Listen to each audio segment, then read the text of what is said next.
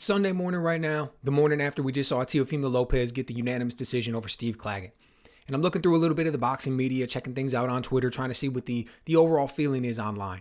And a lot of what I'm seeing isn't too positive for Teofimo Lopez. I mean, this dude comes out here and arguably wins every round. Maybe he gave one to Claggett or something like that, but he arguably wins every round.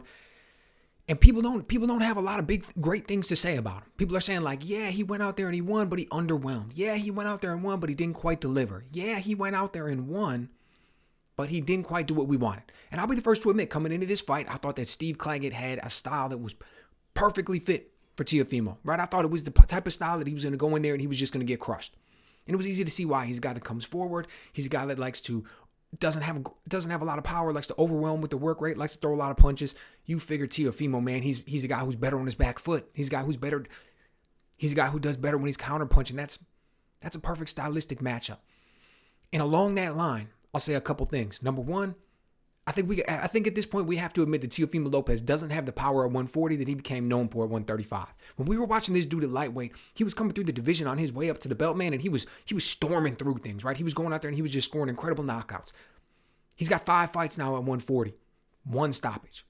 5 fights now at 140 and he's got 1 stoppage. That's not the power that Teofimo became known for and that we associated him with. And he has went out there and he's caught some of these guys at 140 with some big shots, including Claggett tonight. Like he was lighting dude up with the uppercut. He was countering him. He was leading with it. He was hitting him with good combinations. He had him hurt at some point, particularly in the 8th round when I thought he caught him nice, but he couldn't get him out of there. And we just got to admit that he doesn't have the power at 140, and that's cool, that's fine, but it may affect his style, it may affect what he's able to do.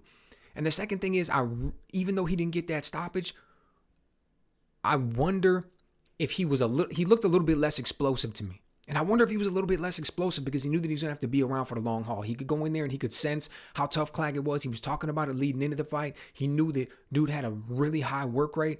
Teofimo went out there and threw more punches than he has ever thrown before in his career. So I wonder if he was conserving his energy a little bit, conserving himself so that he knew that he would be able to be there throughout the course of those 12 rounds. So those are the things, just like I said, I thought he was going to go in and get the stoppage. Those are the 2 takes I have that particularly affect not getting the stoppage, or I look at maybe reasons why he didn't get the stoppage or adjustments to my opinion based off of what I saw tonight.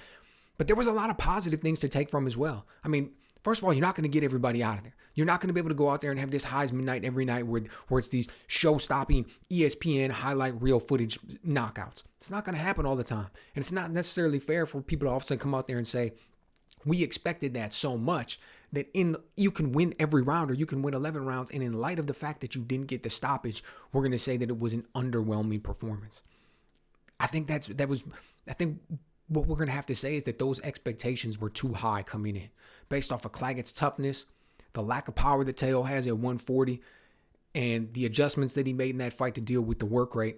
You know, we were expecting things, or at least I was expecting things going into that fight that I look back now and I think maybe it wasn't Teo underwhelming. Maybe it was me having too high of expectations. Maybe I should have looked at this and thought that he was going to be able to go out there and get a shutout because of his skill. He was going to be able to go out there and do incredibly well because of his ring IQ, his ability to adapt, his athleticism, all of those things. And he went out there and he did all of that. Like, dude, I love some of the work that he was putting in, the way he was countering the jab, the way he was finding the uppercut. There's this sequence here. I'm going to throw it up on the screen, but there's this sequence here where he just utilizes some great things. Claggett backs him up to the ropes. He utilizes some head movement. He's able to go in there. He rushes him, creates some space, uses the jab a little bit to try to keep him busy, try to encourage Claggett to throw so that he can counter him. And then eventually he just opens up, right? Throws the double left hand and then opens up, comes with a right. I mean, great stuff. This is great stuff that we saw from Teofimo and his ability to adapt. He did not get frustrated in there, even though I thought at times that the announcing team was trying to hint that he looked as though he was getting frustrated. You know, he kept his cool. He stayed focused. He created space when he needed to or when he could against a really tough, rugged opponent who didn't go in there to lay down, who didn't go in there to just give it up, who didn't go in there just to look as though he was getting a payday. So, man, my hat's off to the guy. I seem to have taken a little bit better, a little bit different take on it than what I'm getting from a lot of the people out there. It'll be interesting to see what's next, though. I'll tell you this. In the post-fight, he mentions 2 names. He mentions Isaac Cruz. Great fight. Great fight. I would love to see that one. But he's going to, that one will be interesting because on the one hand, Isaac Cruz opens himself up, man. That dude throws some wide shots. That dude leans into things. He puts everything into some of those punches. That's going to create great countering opportunities for Teofimo Lopez. And even though we mentioned Teofimo not necessarily having the power at 140, when we talk about Cruz, we're talking about another guy who came up from 135. So he'd be fighting a guy who came up just like him, not somebody who was naturally bigger and could only make 140. Other name he mentioned was Terrence Crawford. That's comical. That's absolutely comical. Look, Terrence Crawford's moving up to 154 and fighting at that weight class on August 3rd over in Saudi Arabia. I highly doubt he's ever going to be coming back down to 147. Probably never see Terrence Crawford fight at 147 again. Teofimo Lopez doesn't have the power at 140. He doesn't have the size to move up to 147 or the power to compete at 147. The thought of him moving up to 154, that's laughable. The thought of him fighting Terrence Crawford, winning that fight is, I'll put it kindly and I'll say that it's a stretch. That's a real stretch.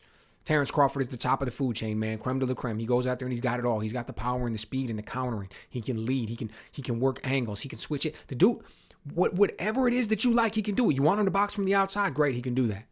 You want him to win on the inside, get rough and rugged? Great, he can do that. You want him to sit up there behind a high guard and catch and shoot, knock guys out? He can do that. Terrence Crawford's the whole package.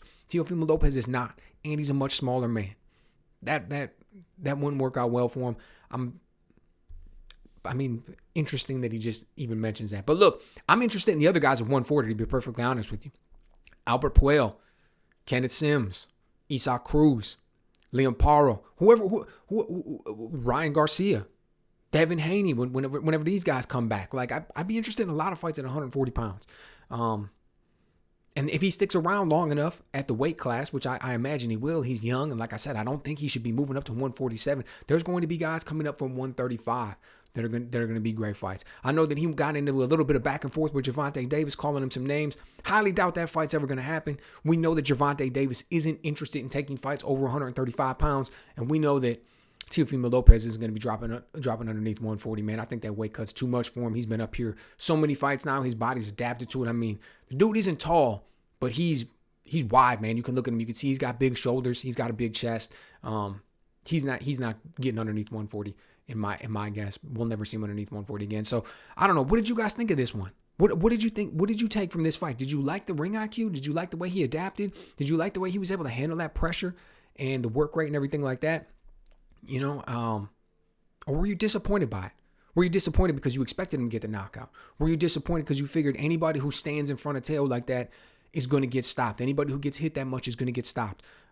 Did you think that, Claggett really didn't show enough? He's kind of just a rugged, tough, veteran, journeyman type fighter. And if Teo can't get him out of there, what does that say for what else he can do at 140?